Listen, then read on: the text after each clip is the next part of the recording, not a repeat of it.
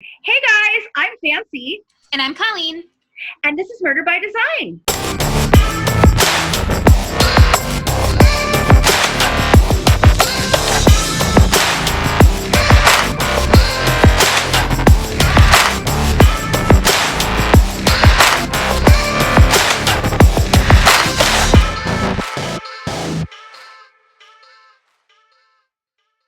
Thank you for joining us tonight. This is Cloyd Steiger. Cloyd, can you tell our audience a little bit about you since they haven't really got to know you yet on here?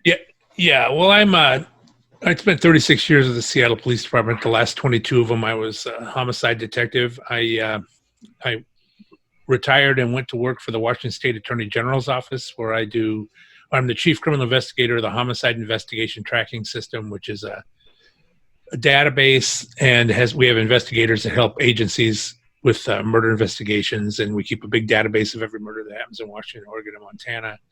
And then we, aside from that, I'm the director of investigations at the American Investigative Society of Cold Cases, a national nonprofit that helps agencies with cold cases. And I recently also became the director of investigations at the Midwest Cold Case Task Force, which is another pro bono cold case investigative group.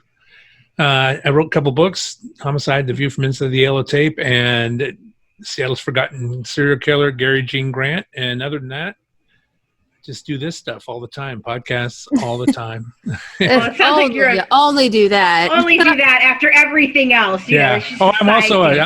I'm also a contributor to Crime Stories with Nancy Grace on Fox Nation and Sirius XM Radio. I do that a lot, so I'm doing a lot. Yeah, busy.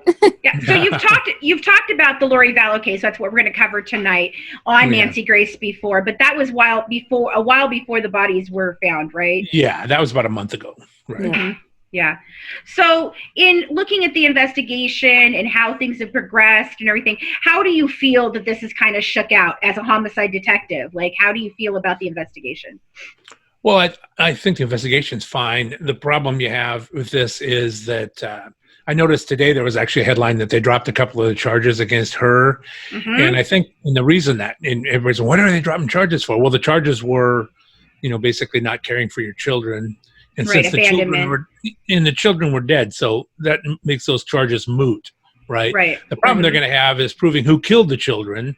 Obviously, her brother was intimately involved because that's how they traced his cell phone to the specific sites on her husband's property. And so who killed the children is an issue. That's why they're charging with all these destroying evidence things until they can hash it out. It's clear that the brother, who had since died of apparent natural causes, was involved.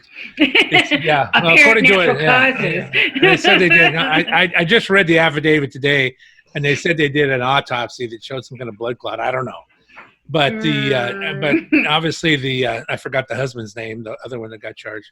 It's on his property. Chad, right?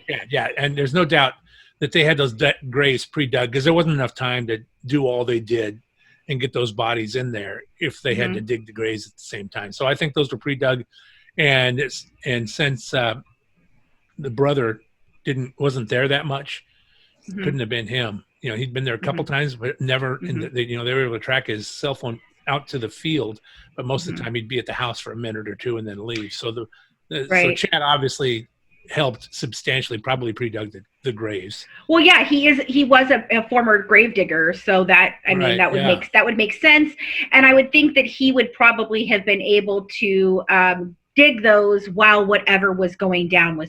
Yeah, yeah, he could. Yeah, it's on his own property. He doesn't have to do it all at once. He can do a little at a time, and most of the time with these buried bodies, they're only 18 inches deep because people are trying real hard and they didn't do it, and it's really, really hard work. And it's hard if you don't know what you're doing. So that's why they're always real close to the surface. And in this case, he put bricks or pavers over the top of them and then dirt on top of that. And, they dismembered one body and didn't the other. And somebody asked me the other day, why do you think that is? I said, because they realized after the first one how much work it was. Right. And they said, well, we'll just skip that in this one. And it didn't go very well. Like they weren't able to. burning a body is not simple. Dismembering a body is not simple, especially when you have a wife who, this is before he had divorced or not even divorced. I'm sorry. This is before Tammy Daybell had passed away. So there's even the text messages showing where he's trying to cover up what's happened. Right. By some raccoon, which that is where I questioned about the pre-digging of the graves, though, because what was going on in that backyard. So maybe he dug the first part that he laid the things over and then covered it up, and then maybe dug out that top part. I don't know. It just seems so odd, because I would think that she would have questioned that, but maybe he was saying, "Oh, we're having these problems. I'm going to bury some things out here." I don't know. Like, it just seems. And the other thing is, maybe he's sending those texts to get an idea where she is, so she didn't come pulling up while they're doing that.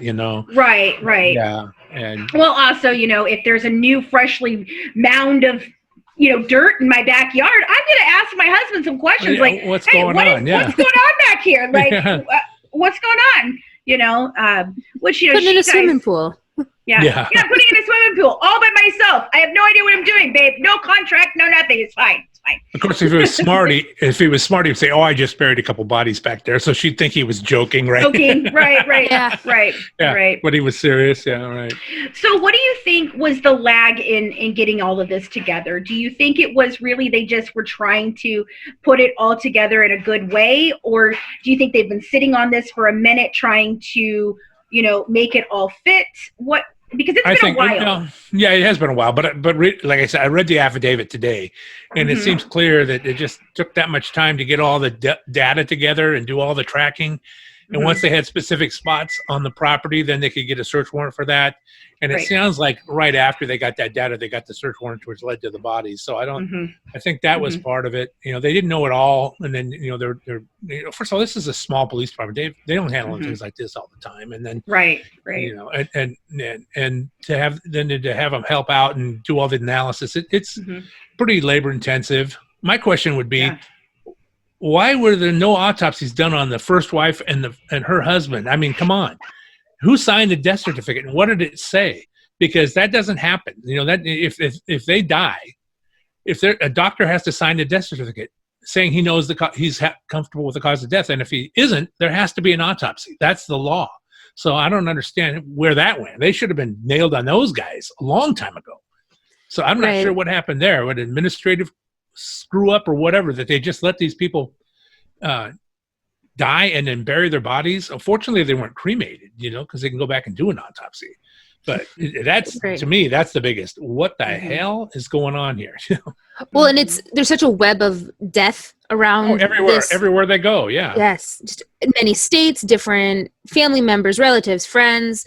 Just literally a family tree of death that just runs these two. And everywhere they go. They have such a weird belief system that's just so off the wall. Zombies and 144,000 and the date, the world's ending on, what an odd day to pick, July 22nd of 2020. Like, what a weird, like an odd day, you're just like, I don't know, it's just strange. But going forward from here, being that that Alex, who obviously played a crucial part in this, is gone, and Chad and Lori are so strange in what they're thinking. As a homicide detective, how are you connecting all of this to finally come out to some sort of murder charge? Well, that's going to be the difficult part, because you can't say who murdered. It very well could have been Alex that killed the kids. Of course, there's no doubt Lori was involved, and the fact that he came over and took the little boy out of her apartment in the middle of the night one night is evidence of her involvement. So you don't have to show that she actually killed the kids. You just have to show that she was an accomplice. She participated in the event. And I think circumstantially, they're pretty close to just laying it all out. And I'm pretty sure at some point, maybe they're waiting for the autopsies on the first wife and the first husband. Well, the kids, but they'll show how they died, but they won't show who did it, right?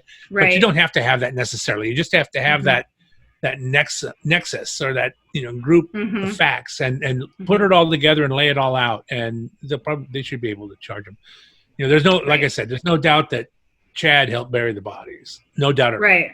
No, absolutely not. Yeah. So that puts them in conspiracy, to commit murder. Well, conspiracy to commit murder. Yeah, exactly. Yeah. Well, and do you think that now that like their behavior after the fact will help prove their guilt into it? Oh yeah, sure. Like, I mean, they lied about everything, and right, like tell us where the kids are, and we'll reduce your bail. And she wouldn't, and she couldn't. Right. She couldn't because they were dead. Right. I knew they were dead back when we all did. Yeah, everybody knew they were dead, right? I mean, it's just where are they? And now they found them, so that's a huge hurdle to get over, and then go from there. My question is a deal? I'm sorry, what? Do you think that they would take a deal? I wouldn't think any prosecutor would offer him a deal. Spend the rest of your damn life in prison, you know? Yeah. Sorry. Here's the deal. You plead guilty and you'll go to prison. That's your deal. Right. Well, I think maybe it might come down to, you know, pointing a finger at the other one. I think that would be the only way we're going to end up with a deal kind of situation. Right. But my question here is, you know, so after they did the dig in the backyard, they've been back since then. And they pulled out more evidence out of the house. So I'm just wondering what the heck that is. Because I don't know. They've been back and forth to that house many times now. Pulling out different things. And I guess that's just putting different pieces together. Now, have you seen any of the interviews that the friend Melanie Gibb has done? Have you seen any of them? Well, I've only read quotes. I haven't actually watched the interviews. I've seen some of it. Yeah. But I haven't watched the interviews themselves. I think watching those, I believe that she is way more involved than she is pretending to be. I really truly believe so. Although she didn't want to lie for maybe because she was afraid of being ultimately involved. She wouldn't lie when Lori asked her to tell him that they were at Frozen 2 and all that stuff, and that she was with kids and all that. Take pictures of some random kids and say it's mine. What an odd thing to ask. Like, Colleen and I talked about this before, and I was like, hey, Colleen, you know what? I love you dearly, but if you call me up and you ask me to do some shit like that, that ain't happening, girlfriend. There's something there's going on. Like, there's a line. Yeah, that's right. You know, there's only so much I might help you do. Although she is much more valuable to the state as a witness than a suspect.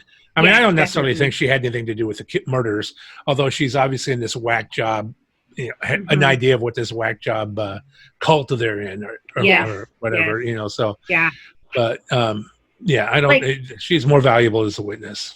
And then every couple of years, one of these little sects pops up at the end of the world, and there's a lot of followers of things. We've talked to some of the people that knew Chad long before he ever became this cult leader, you know, and they said that he was very well loved in the LDS community. Right. He was a model disciple. They all believed that he would end up rising to leadership. Well, I guess he did, but not in the way people thought. Right. You know? Exactly. So it's just a crazy story. So what do you see happening going forward from here? Where, if you were a homicide detective, how would you go forward from where we are right now? Well, I would really delve into the husband and wife's deaths and show that those were not natural deaths. And then, you know, once you get the murder charges on that, then everything else is easy, you know? So that's, and the fact that, you know, the wife dies in, what was it, late September, and they're married early October, or maybe it was October, November. Yeah.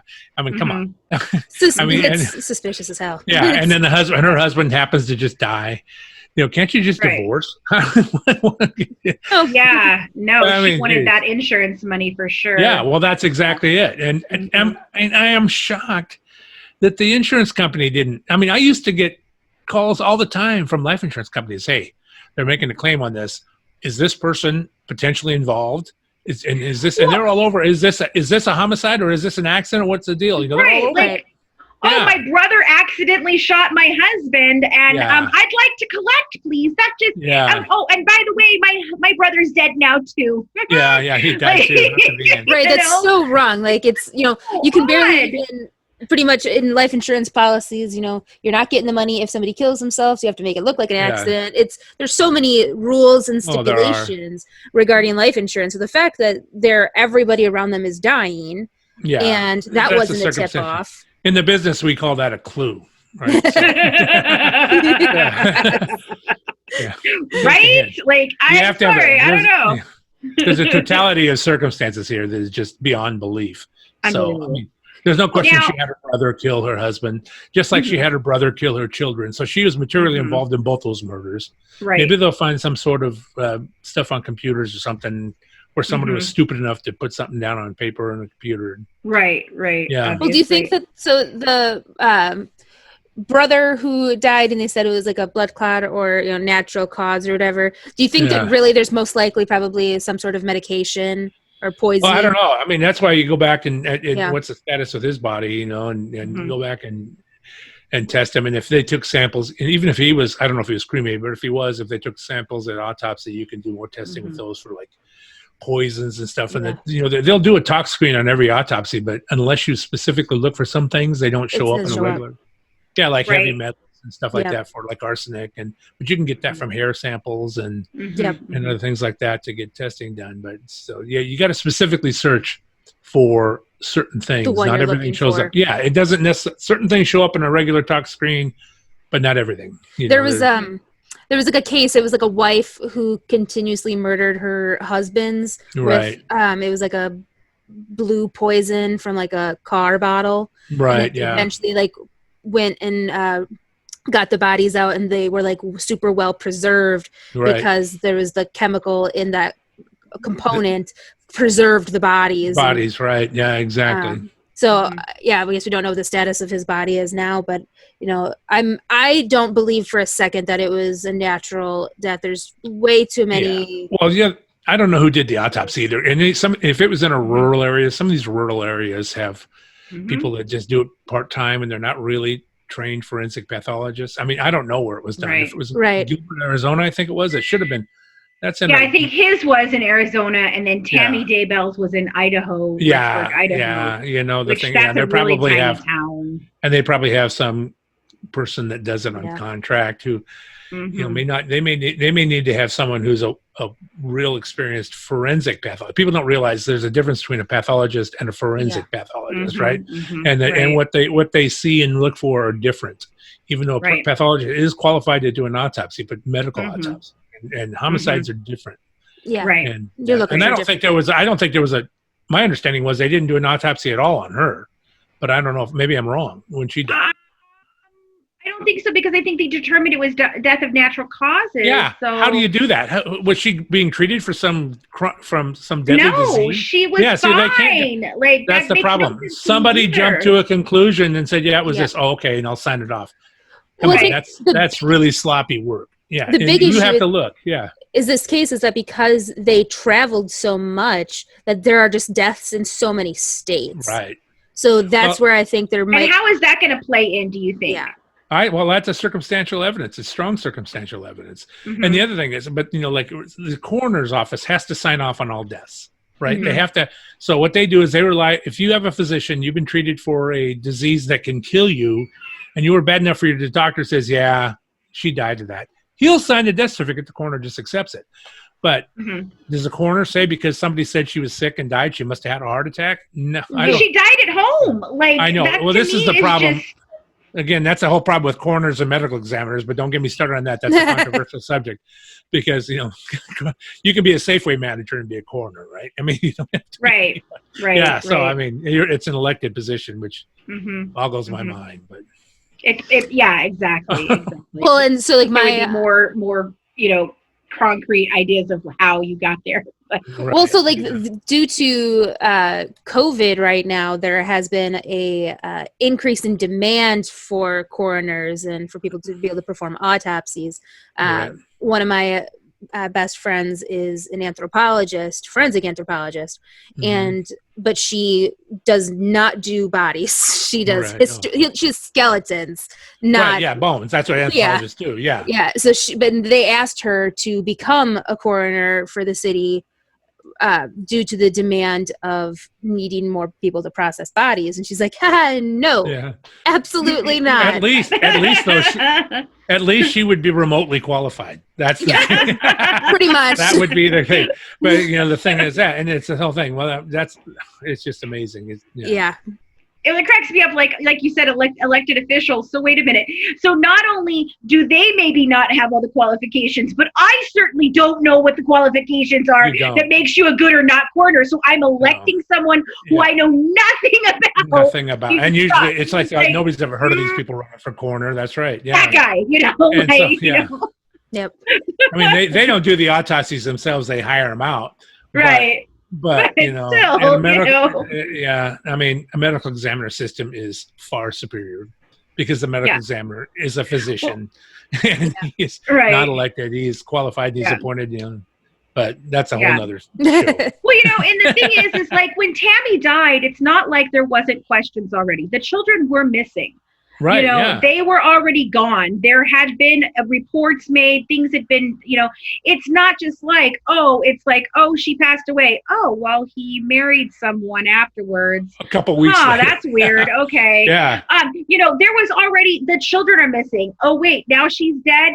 Oh, wait, there's a husband that's dead. Oh, wait, they just got married. Oh, wait, like, you know, I'm like, this to me is like, put the tab on the file. Like, like seriously, are we just ignoring all these things? Like, a good prosecutor will lay all that out in court, right, and let them tell 12 jurors, "Oh, we didn't do that. Oh, I don't know. That happens. That's just by an accident." How many people in your life? How many people in the world? What do you suppose the odds are of that many people dying around you?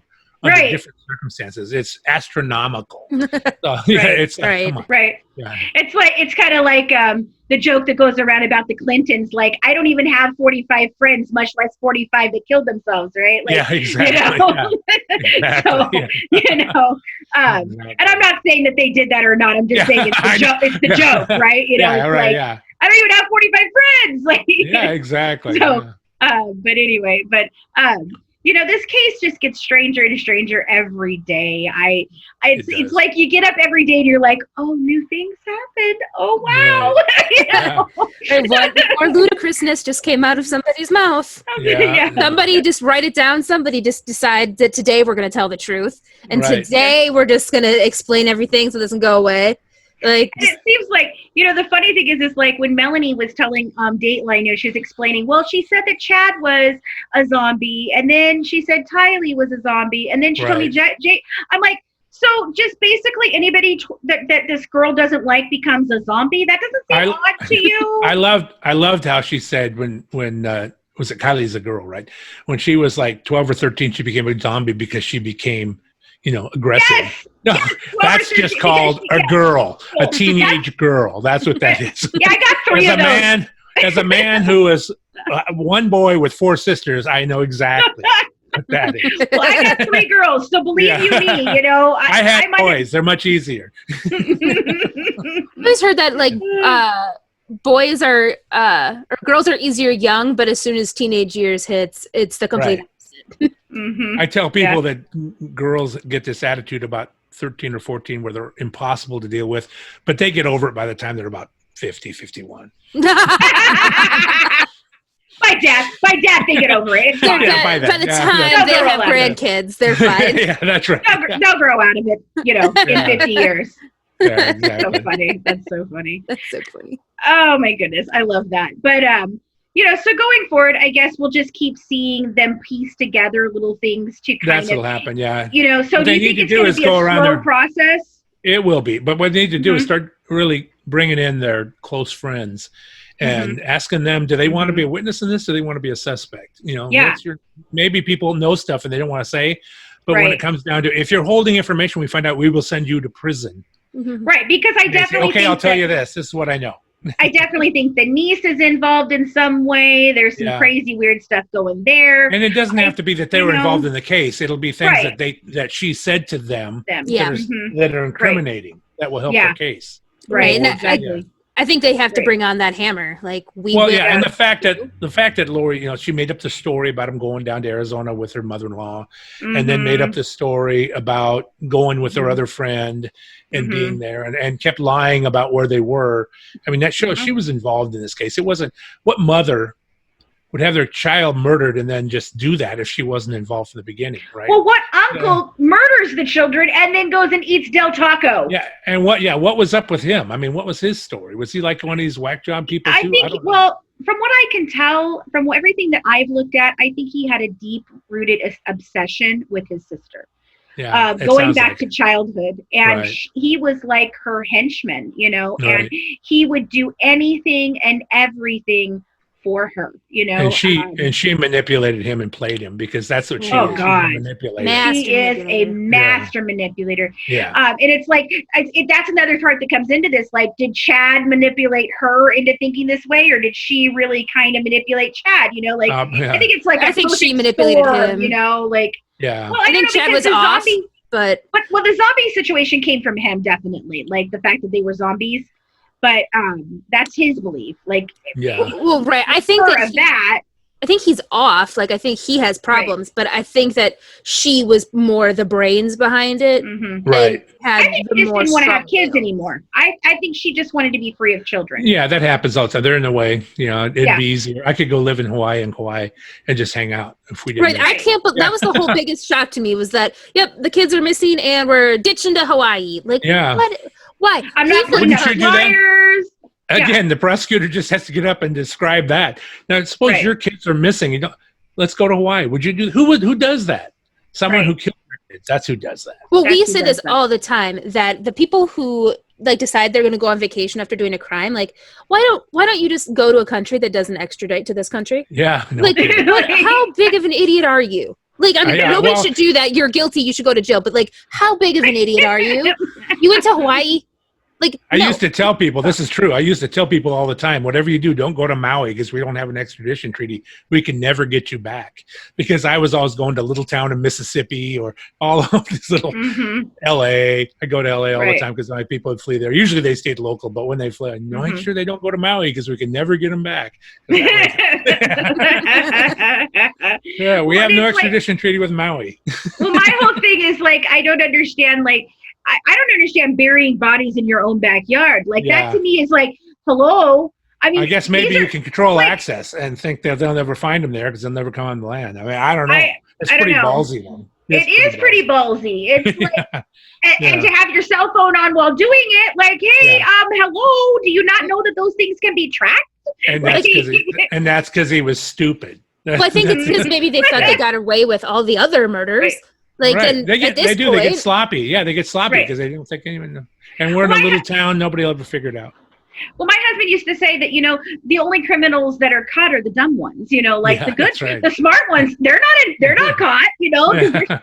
Like, the real smart ones don't do the crime in the first place. That's exactly right. Hello. Yeah, that's right. But but if you're gonna do it, I mean, you might want to be prepared and smart. Think it through. Think it through. I mean, Durst did a pretty damn good job of avoiding things for a long damn time. It's not because he was stupid. Yeah. Well, they also thought. They also thought because they were in some small town that they wouldn't get caught, they wouldn't have the resources, and they were wrong. These guys did a good job. So, they called in the FBI, thank God. Right. And calling in the FBI early instead of using other resources. Well, they knew they didn't have.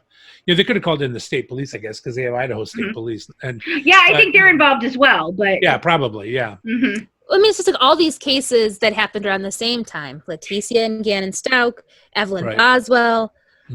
All these happened at the same time, and all of the officers in every single one of these cases has done an outstanding job hitting the way the justice system has to work. We don't hear as much about Evelyn Boswell case. I think they're keeping that much more close to the vest. Yeah. Whereas Gannon Stauch, it took a while for us all to learn, but now we know, and. This case, more details just keep coming out. Yeah. And I just wonder, that's another thing, because you're kind of old school, so you were around before, the digital age of everything and stuff. Right. So here's my thought process. Like, do you think that it's helping that there is kind of this relationship between investigation and media and digital stuff? Or do you think that in some ways that's going to be a negative thing at some point for some of these cases? It's not a negative thing. I get asked this all the time, actually, but but you have to it has to be controlled.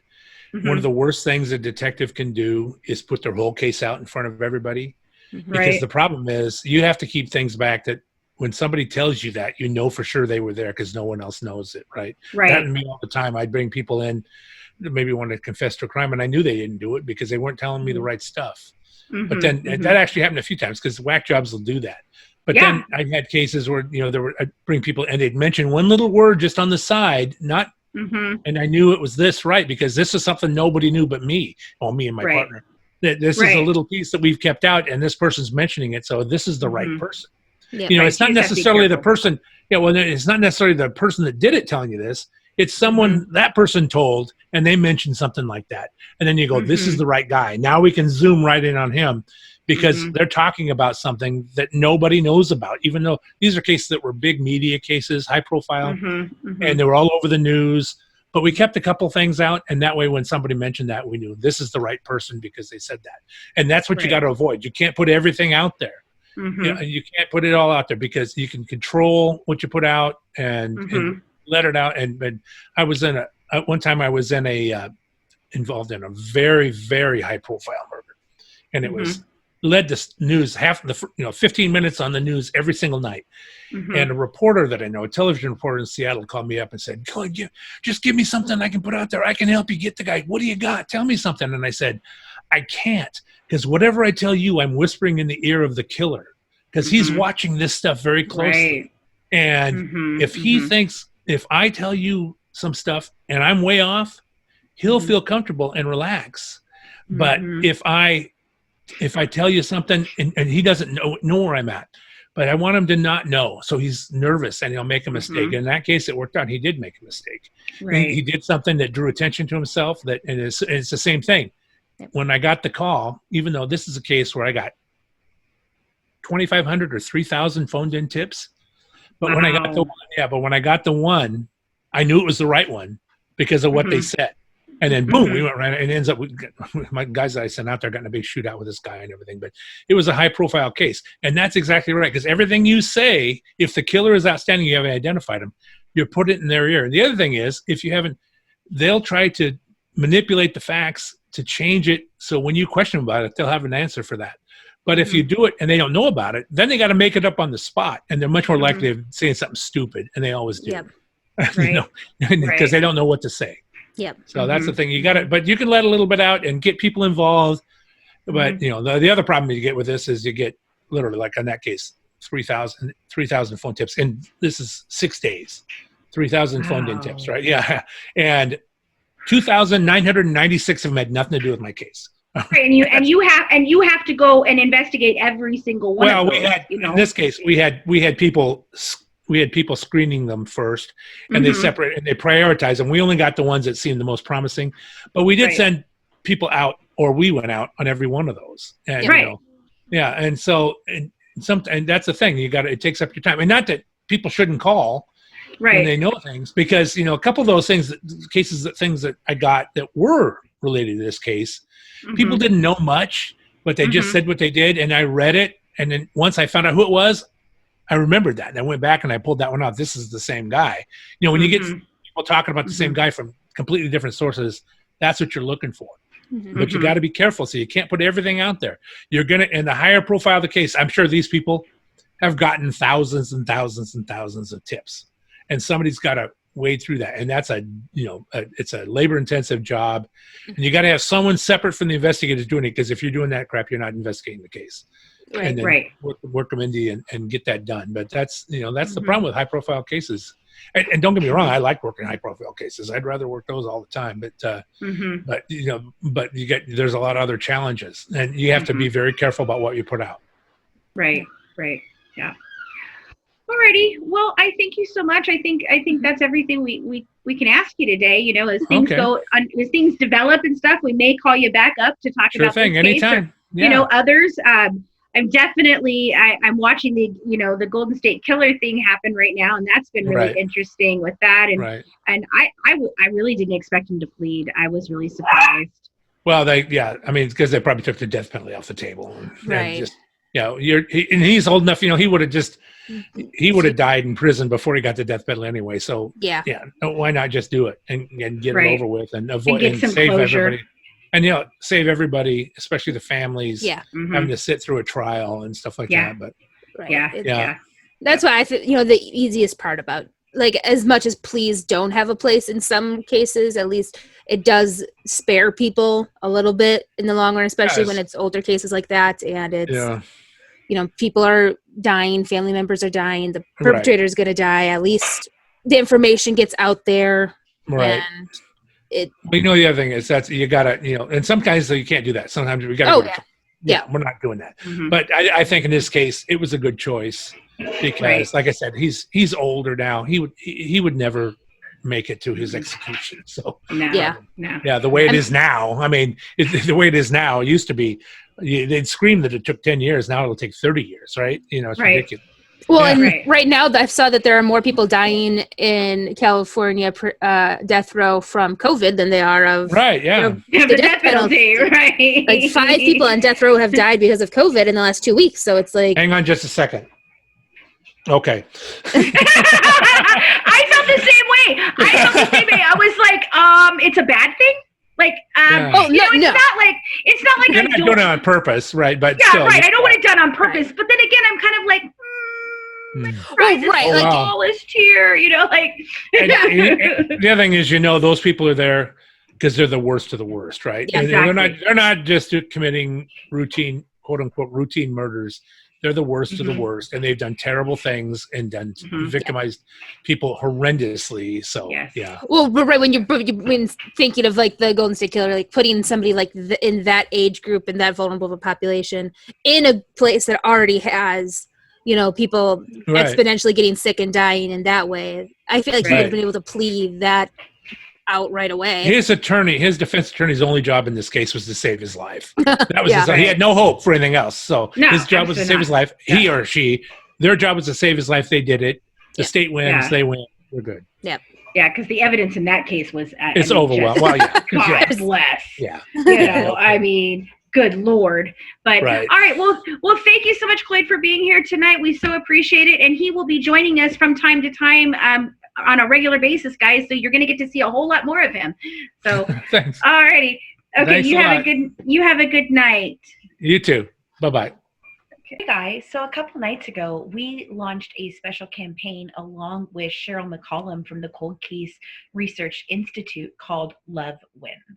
And what this is it is our answer to all the chaos that's kind of going on right now. The chaos from the riots, the chaos from all the different, pandemic, everything that's happening in our lives right now. All the issues with, the different lost lives that we've had from before the protesting, after the protesting. So all the lost lives that have come out of this, the lost lives of COVID even. And so #LoveWins is a movement to usher in peace and knowing that above all, the only way that we're going to get through all of this is loving each other. So what we're actually doing here is we are creating a scholarship fund in remembrance of all the lost lives in 2020 so far and ushering in peace.